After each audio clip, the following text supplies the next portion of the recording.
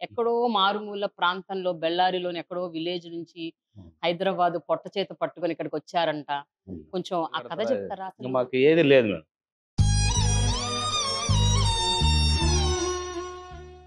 నువ్వు ఖాళీ చేయకపోతే సీరియస్‌గా అన్నాను. చెప్పు తీసుకొని కొడతా ఖాళీ చేయకపోతే అది.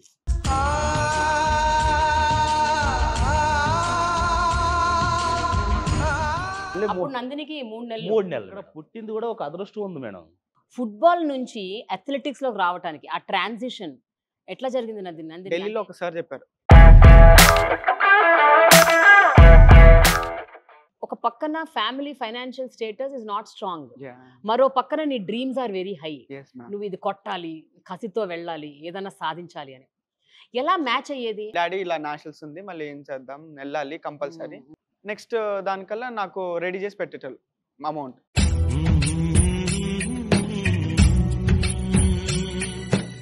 ఎప్పుడైనా నువ్వు నామోషీగా ఫీల్ అవుతావా? అంటే అమ్మ, నాన్న మా ఫైనాన్షియల్ స్టేటస్ ఇలా ఉంది. నా అమ్మ ఇంకా ఇళ్లల్లో పని చేస్తుంది.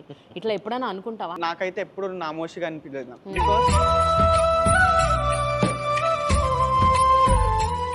అమ్మ కాంట్రిబ్యూషను అసలెవ్వరికీ అసలు వాల్యూ ఉండదు. యాహ్! అంటే అంత ఇన్‌వాల్యుయబుల్ కాంట్రిబ్యూషన్ ఉంటుంది ప్రతి ఇంట్లో ఒక తల్లిది. అండ్ మీ అమ్మ ఐ థింక్ అబవ్ ఎవ్రీబడీ.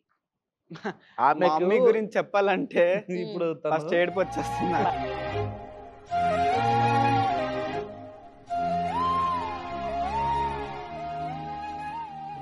నేను బాధపడకూడదు.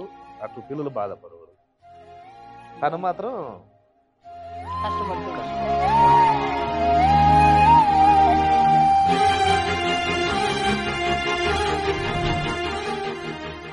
నాకేమనిపిస్తదంటే వాళ్ళందరూ మెడల్ కోసం ఉరుకుతే హ్మ్.